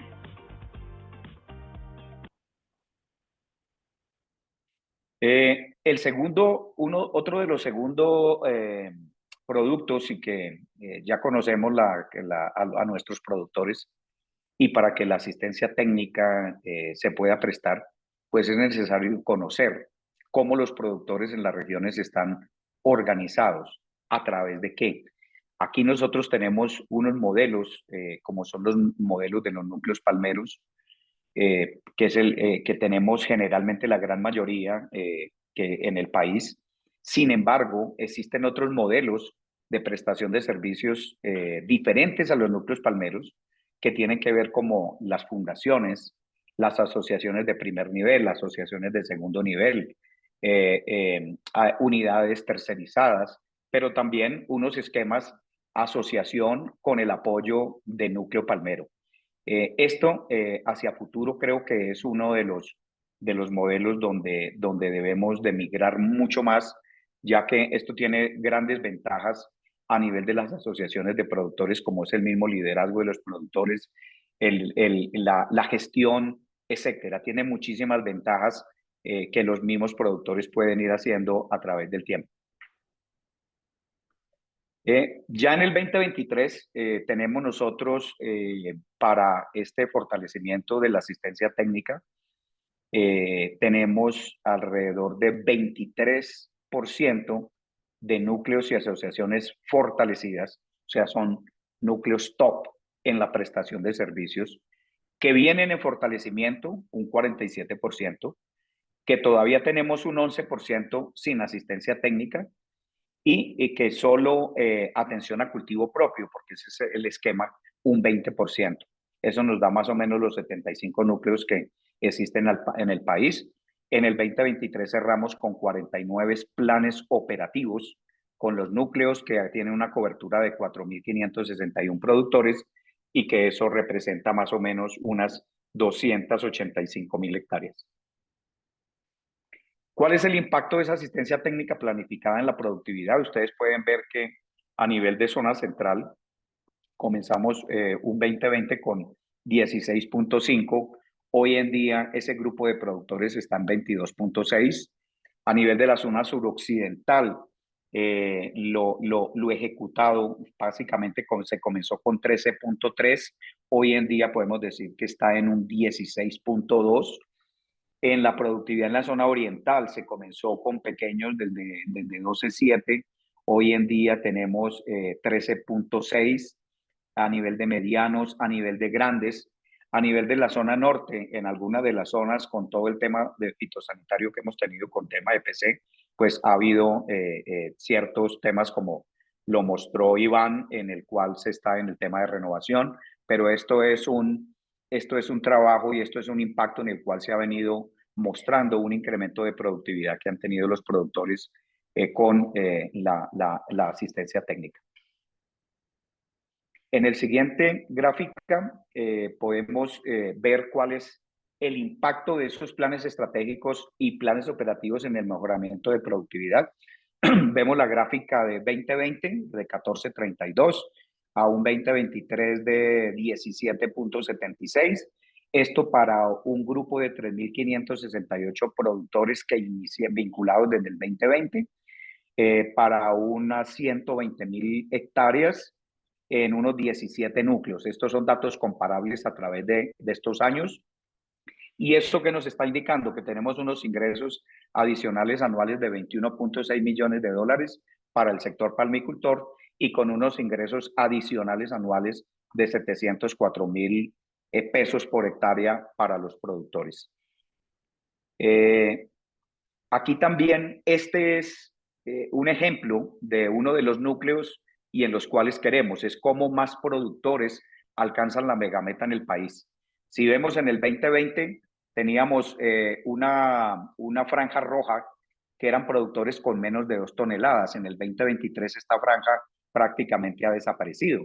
Pero ¿qué es lo que queremos? Que esta franja amarilla y que tiene entre 4 y 5 toneladas crezca a través del tiempo, y en esto nos está demostrando que en el 2023 estamos teniendo productores de 4 a 5 toneladas el 29% y de mayor de 5 toneladas el 49%.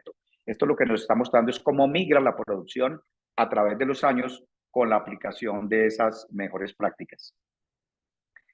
Igualmente, si comparamos productores referentes, líderes en las diferentes zonas del país, tuvimos en el 2023 un promedio de 16.55 toneladas por hectárea y con mejores prácticas en guineensis tenemos 23.7. Eso quiere decir que tenemos 7 toneladas por encima.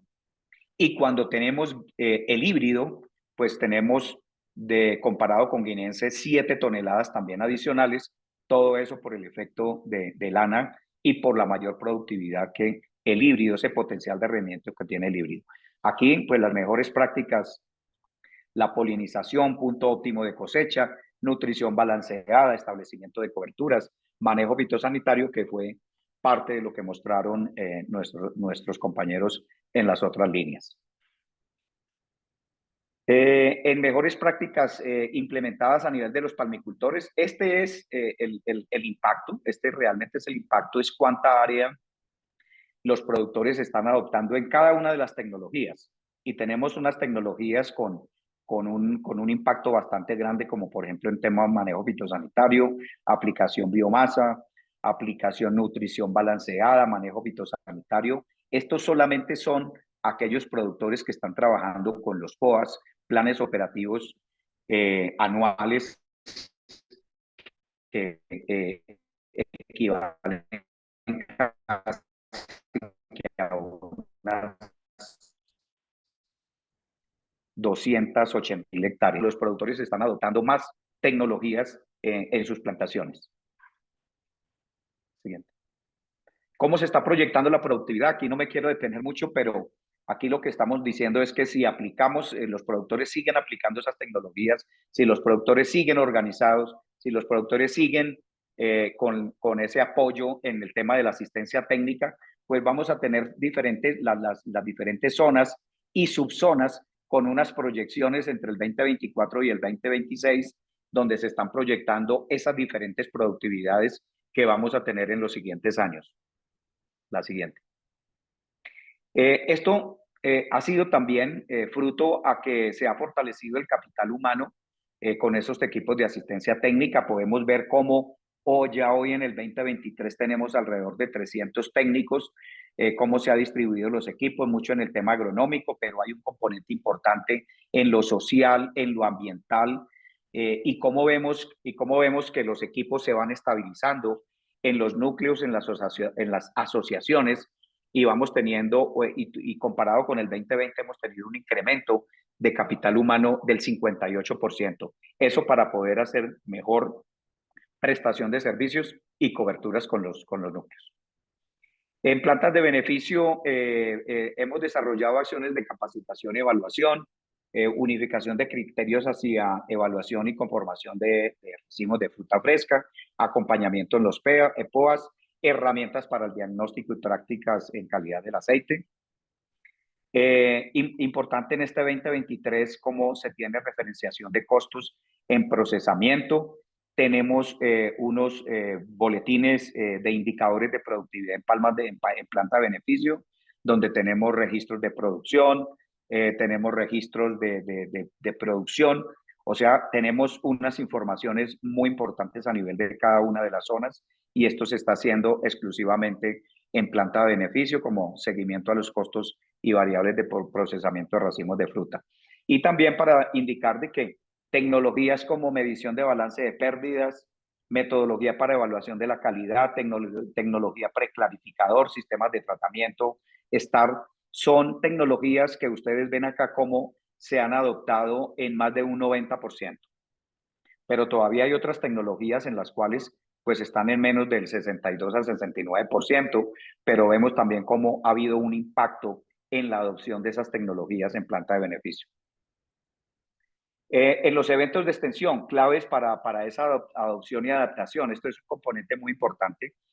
Podemos ver cómo aquí tenemos en la zona norte 180 actividades, zona oriental, zona central, zona suroccidental, y diversos eventos como días de campo, reuniones en los comités, talleres, visitas técnicas, etcétera. Aquí tenemos una gran cantidad de eventos en los cuales pues eso también hace posible el conocimiento y el intercambio de experiencias.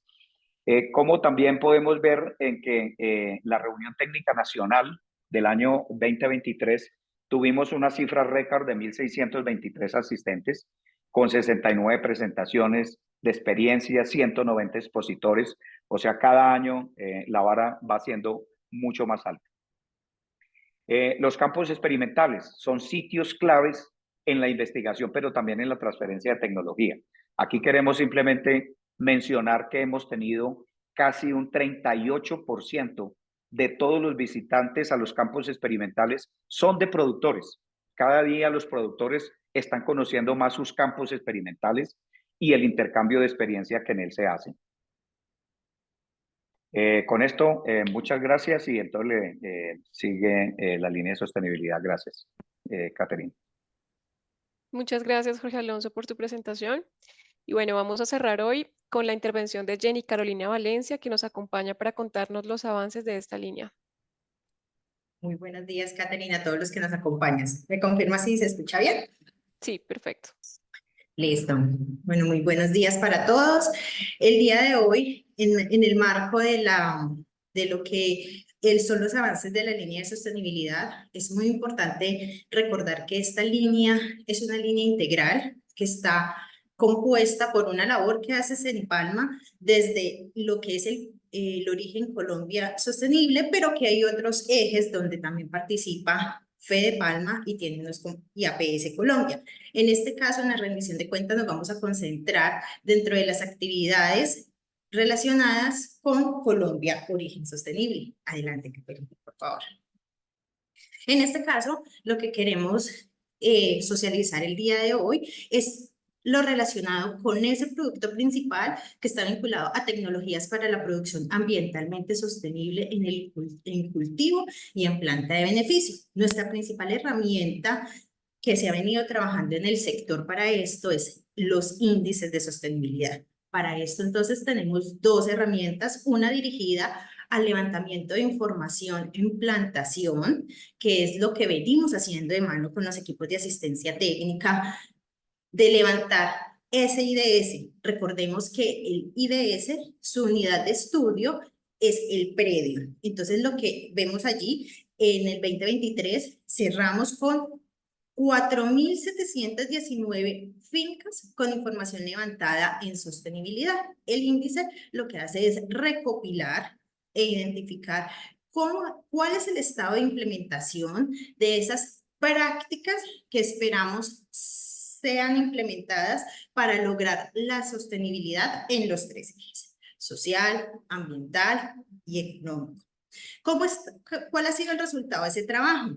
Entonces, a nivel general, tenemos un índice promedio del 51%, pero eso no necesariamente refleja que tenemos un comportamiento igualitario en cada uno de los ejes.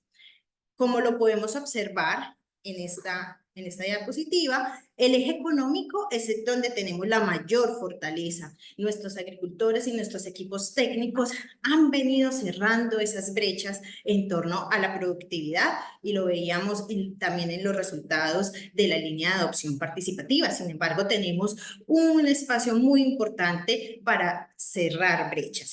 Respecto al eje social, se ha venido avanzando en todos los temas que están contenidos en ese eje, que hablamos de temas de derechos humanos, formalización laboral, sistemas de gestión y salud en el trabajo, todos los temas de ética y relacionamiento del entorno, donde los palmicultores de todas las escalas han venido trabajando y por eso hoy tenemos un índice que nos señala un 52%. Sin embargo, sí tenemos un reto muy importante como sector en torno a los temas ambientales, ya que el índice aún nos sigue mostrando sus mayores brechas allí. Tenemos un resultado de esos 4.719 predios de un 39% en promedio, lo cual entonces nos representa un gran reto como sector, como equipo de extensión, como equipos de asistencia técnica, para a través de las diversas estrategias de adopción participativa podamos mejorar este aspecto general dentro de los productores. Un dato de referencia, acá presento cuáles son los tamaños de plantación que están dentro de esos 4.719 predios de gran escala un 3%, de mediana escala un 29% y de pequeña escala un 68%. Por eso acá hacemos un zoom sobre cuál es la realidad de esos pequeños productores. Si bien el índice general es del 51%, el índice en los productores que tienen predios de pequeña escala es del 48%. lo cual allí se nos agudiza un poco más ese reto que tenemos de poder llegar a esos palmicultores de pequeña escala y poderles brindar todo el acompañamiento para que podamos hablar como sector de ese origen Colombia Sostenible. ¿Cómo están los pequeños productores en el eje económico? Sigue siendo referente con un 59% de implementación de esas prácticas que son deseables que se tenga en un predio palmero.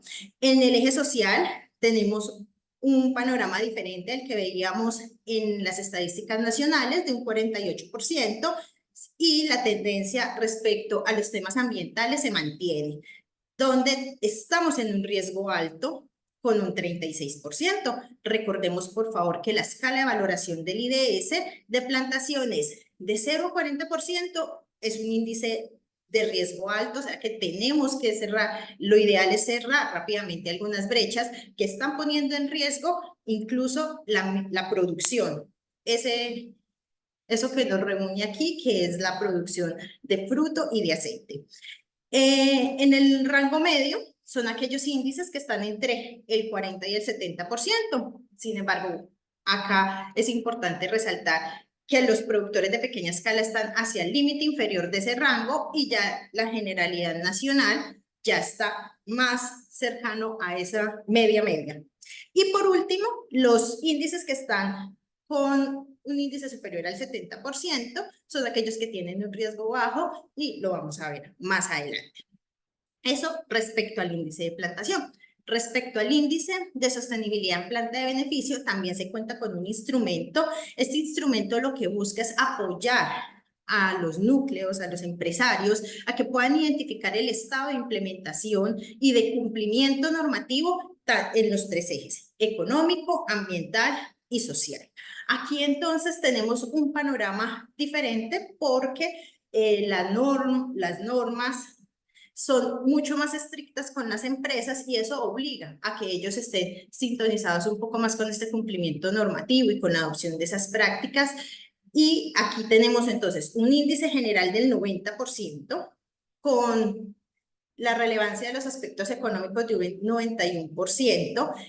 Este ejercicio acompañado de todo el equipo de extensión de plantas de beneficio que viene trabajando en la adopción de esas tecnologías que nos presentaban en la línea de procesamiento para que podamos hablar de sostenibilidad en este ejercicio. El eje social, donde están esos planes empresariales sociales con un 92%, mientras que aunque está alto, que es un 85%, aún el cumplimiento de los aspectos ambientales sigue siendo el que mayor oportunidad de mejora registra para poder avanzar en esos temas de sostenibilidad. En el 2023 cerramos con el índice de sostenibilidad de 16 plantas de beneficio y esto pues nos implica continuar en la labor tanto al equipo de sostenibilidad como al equipo de extensión de plantas, que podamos continuar levantando información que nos permita tomar las mejores decisiones. Caterina, adelante. En este ejercicio y buscando en este espacio, hablar un poco de cómo están esos productores de pequeña escala y cuál es la realidad de cada una de esas zonas, encontramos que el índice de sostenibilidad en la zona central está en un 52%, mientras que en zona norte está en un 49%. En zona oriental en un 56% y en zona suroccidental en un 36%. ¿Por qué muestro este panorama? ¿Cuál es la finalidad? Poder transmitirles a ustedes que los retos en cada una de las zonas son diferentes. Tenemos una zona suroccidental donde los temas de sostenibilidad tienen un rezago y que venimos trabajando para cerrar esas brechas y poder presentar esos avances y consolidar la zona como un referente de sostenibilidad, seguido de la zona norte, que afectada por muchas de las situaciones fitosanitarias, del contexto social y empresarial, tiene un índice de sostenibilidad del 49%, y en la zona oriental se destaca por ese cumplimiento del 56%, es la que mayor índice registra, y la zona central, que es hoy la que mayor dinamismo tiene en los procesos de adopción de los temas de sostenibilidad.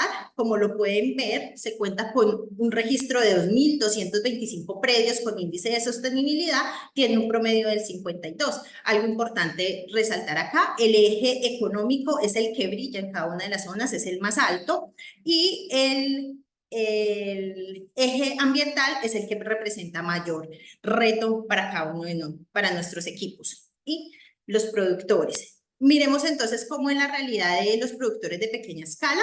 Allí tenemos un total de 3.184 predios y tenemos que aquí el índice promedio es del 48%. Entonces, continuemos, por favor. Bueno, dentro del ejercicio que se ha venido haciendo desde el equipo de extensión en sostenibilidad, los equipos de extensión ambiental y social, hemos realizado un pilotaje para el abordaje de los principales temas a trabajar para el cierre de brechas, teniendo en cuenta que el índice de sostenibilidad nos presenta esa información. Ahora, cuáles son los temas principales a trabajar y cuáles son los esquemas que debemos utilizar para que esto sea efectivo. En este ejercicio tuvimos un grupo de 224 productores en 3 zonas palmeras. En zona central tuvimos 3 núcleos que nos acompañaron en el ejercicio, en zona norte 4 núcleos y en zona oriental 2 núcleos. El mejor desempeño en este ejercicio lo obtuvo la zona oriental, muy coherente con la información que veíamos en la diapositiva anterior, que son los que registran mayor índice de sostenibilidad.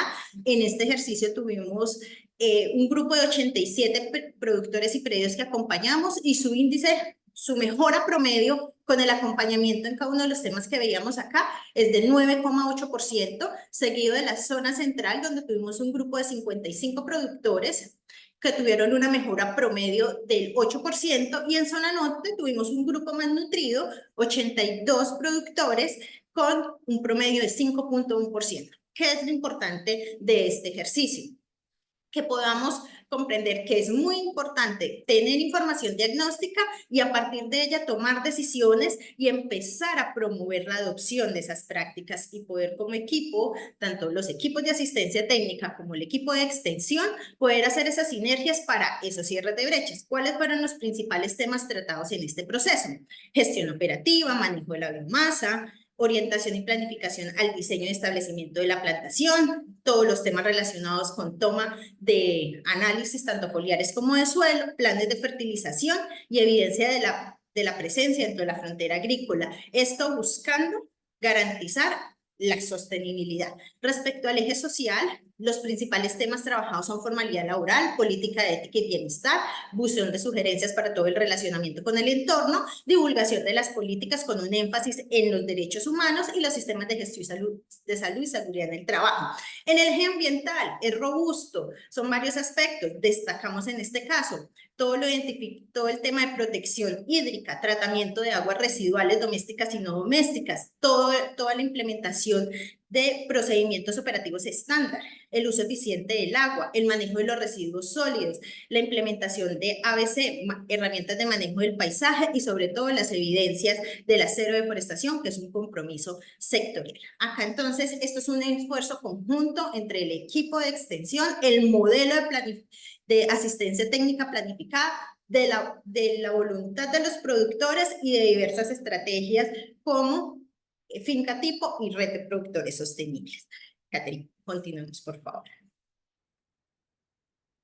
Acá, un poco, ¿cómo se dio esa implementación? Como les había contado, se tomaron como referencia 224 predios de las 3 zonas, su promedio de incremento en el IDS fue del 8%, y acá hay unos elementos importantes que se trabajaron dentro de cada una de las zonas. Si bien cada una tiene sus particularidades, estos son los puntos comunes.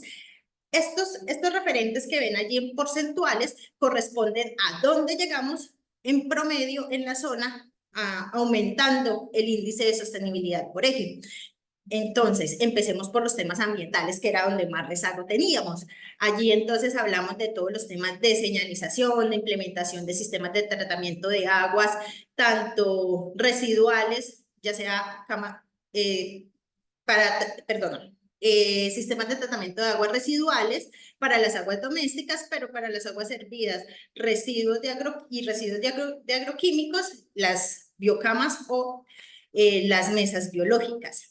También entonces, cómo se hace esa gestión de los ABC, de esos altos valores de conservación dentro de los predios y cómo se implementan las herramientas de manejo del paisaje para poder consolidar ese paisaje palmero biodiverso, la implementación y más allá de la implementación, el uso y el buen manejo de los residuos sólidos con los puntos ecológicos, todo el tema de manejo del RESPEL y la disposición final adecuada, que es lo que finalmente se busca para mitigar los efectos de la contaminación y el manejo adecuado de agroquímicos. En los temas sociales, y me le robo un minutico más, todos los temas de implementación y demarcación y señalización de las áreas para que los trabajadores puedan estar informados, la adecuación de unidades sanitarias y de estancia para los trabajadores, jornadas de capacitación y socialización en derechos humanos y sensibilizaciones sobre formalidad laboral. Respecto al eje económico, muy importante, que es una de las grandes brechas que tenemos en este eje, que es el manejo de registros de labores y todo lo que está relacionado con la gestión documental, la gestión operativa y las mejores prácticas agronómicas, el manejo de coberturas y un énfasis muy especial en la orientación en la planificación del diseño y el establecimiento de la plantación, ya que nos permite también conectar con los temas de deforestación. Así que muchísimas gracias. Y muchas gracias por la atención. Feliz día para todos. Gracias a ti, Jenny Carolina, por presentarnos estos avances. Y bueno, pues vamos a dejar un espacio para las preguntas. No veo todavía acá en el chat. Pueden levantar la mano o dejarnos acá en el chat sus comentarios, preguntas.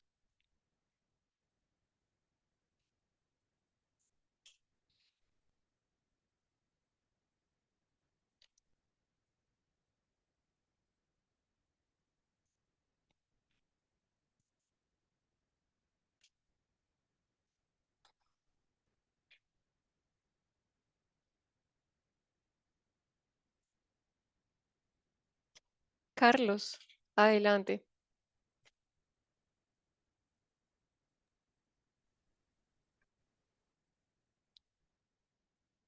Carlos Acuña, tienes la manito levantada.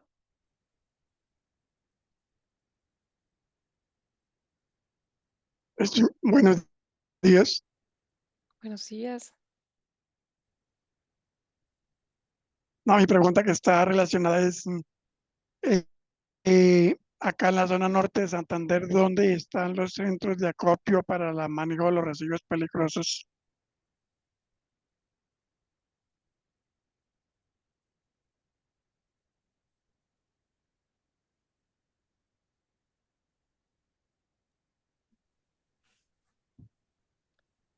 Danos un momento, Carlos, y ya te respondemos la pregunta. Listo. Bien. Carlos, muchas gracias por la pregunta. En este caso, el tema de manejo de residuos peligrosos está normatizado por todo lo relacionado con postconsumo.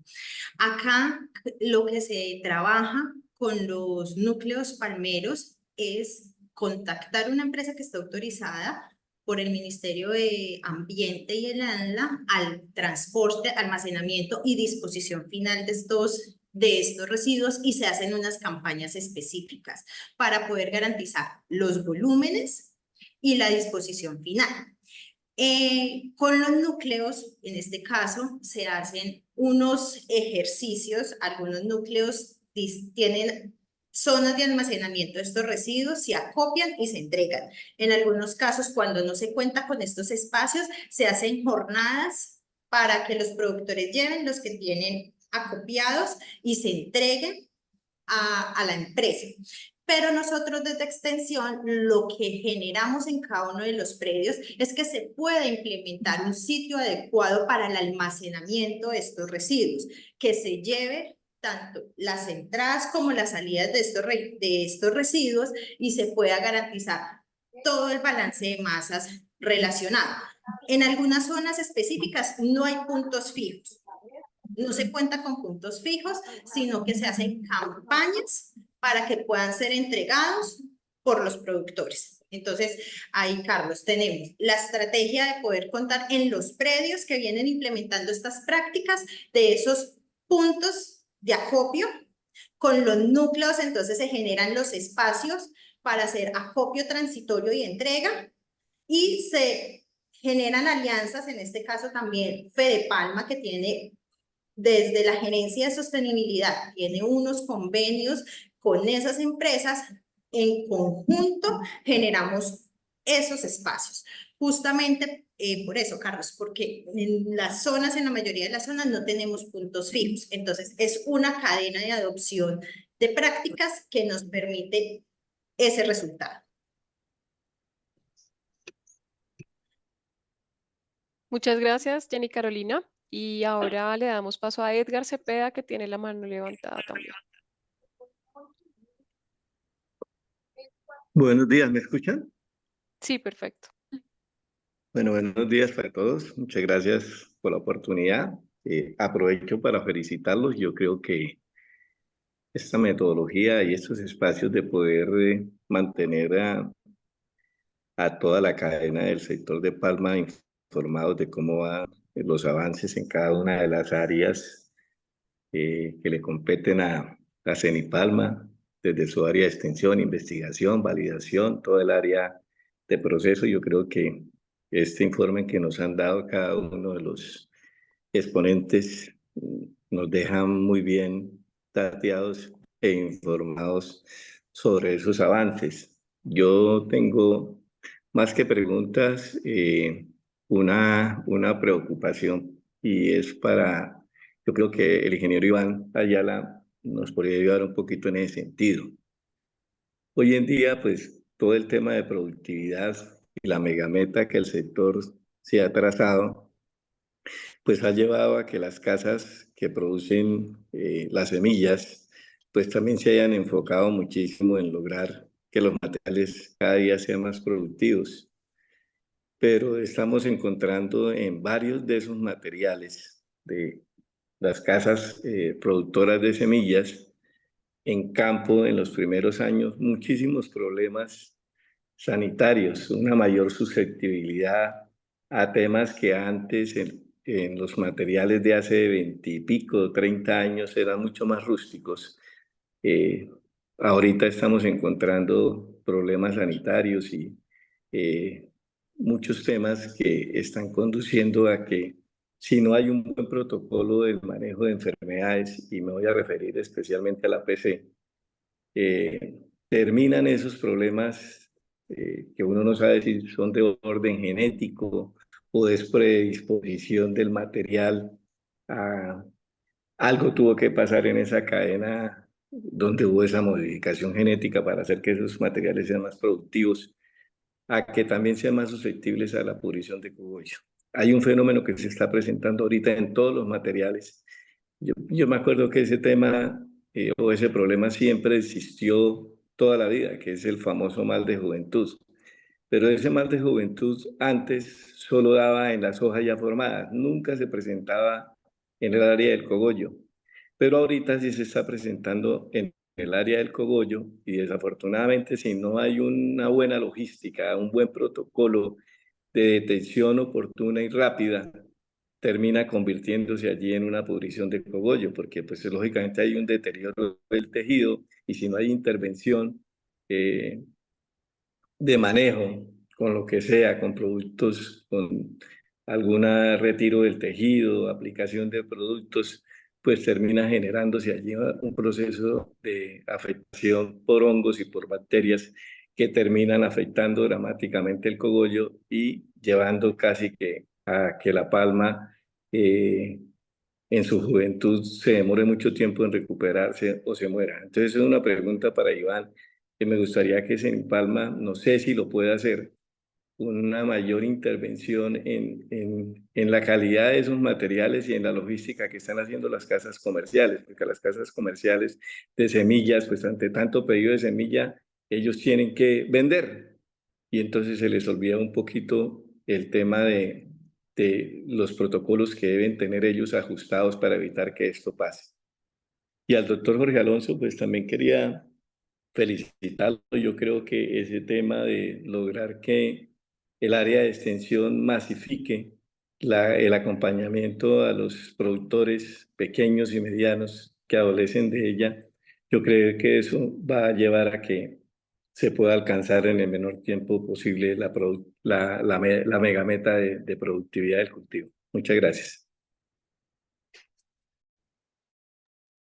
Sí, Edgar, gracias por las preguntas. Te contesto las primeras. Cenipalma no es el que reglamenta, es el ICA. Todo productor de semilla debe tener una unidad de mejoramiento, registrarla y hacer evaluaciones. Ya nos han escuchado a Cenipalma hablar de las pruebas de evaluación agronómica o las PEAs que estamos desarrollando en diferentes zonas y realmente son para eso, es conocer cómo se comportan los diferentes cultivares o genotipos cuando los exponemos a condiciones reales en las diferentes zonas del país.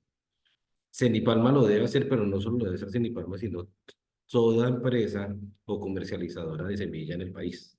Entonces siempre, pues ellos deben tener los datos, cada productor de semilla, de cómo le fue las pruebas, cómo reaccionó a plagas y enfermedades, debería cada productor de semilla compartirles pues a las personas. Si bien es cierto, pues hace muchos años no teníamos PC, pero la mayoría de cultivares viejos, pues como lo vimos en Tumaco y en Wilches, pues son muy susceptibles a la PC. ¿Qué es lo que pasa en zonas que han tenido PC? La PC no desaparece.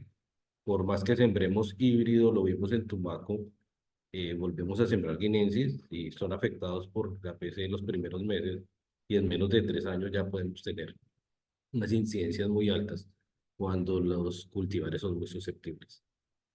Mal de juventud, pues sí, yo también no lo veía hace años, se presenta en palma joven o arco de foliado, que uno también le llama Crohn disease, que son sinónimos del mismo problema.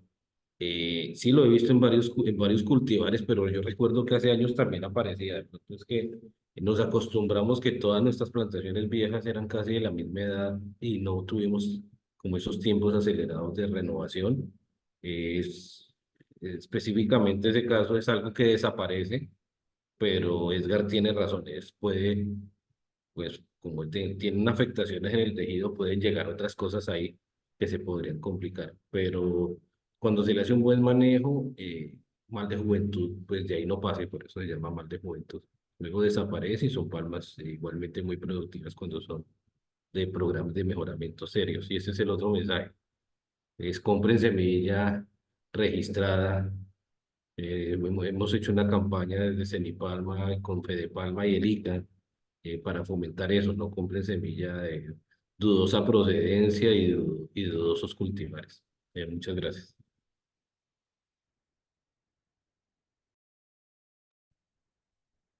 Gracias a ti. Y bueno, pues creo que no tenemos más preguntas.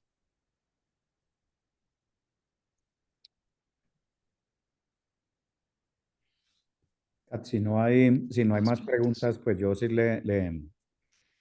le quería comentar en el sentido de que en las zonas, los técnicos, los núcleos, los productores, a Edgar y nosotros no nos cabe la menor duda que este es un trabajo que hacia futuro se sigue reforzando porque estamos totalmente convencidos que el acompañamiento a los productores permanentemente y el llevar nuevas tecnologías, mejores tecnologías de adopción por parte de ellos, pues nosotros vamos a tener una palmicultura que va a responder y va a responder tanto en el tema de productividad y de sanidad.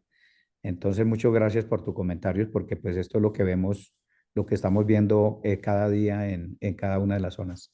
Gracias. Gracias, Edgar. Gracias, Jorge Alonso. Y bueno, pues para finalizar, tenemos dos anuncios importantes para la próxima semana. El primero es que el martes 11 de junio tenemos el gran taller de Alto Leico, así que desde las 7 de la mañana en el Hotel Holiday Inn están habilitadas las inscripciones y también el registro. Los interesados pueden llegar allí directamente em, y adquirir pues su entrada. El costo es de 100.000 pesos. Y el segundo anuncio importante es que recordarles para los que van a participar en el Congreso Nacional que a partir del martes 11 de junio estará habilitado el registro directamente en el centro de convenciones y allí pueden reclamar su escarapela a partir de las 2 de la tarde. Pues no me queda más que agradecerles a todos ustedes, también al equipo de Cenipalma por su participación durante estas rendiciones de cuentas y pues nos vemos en Bucaramanga la próxima semana. Feliz resto de día para todos. Gracias. Luego, Hasta gracias. luego, Luego, gracias. muchas gracias. Gracias. Que A estén ustedes, bien. gracias. Hasta Ya luego. para todos. Gracias. Bueno.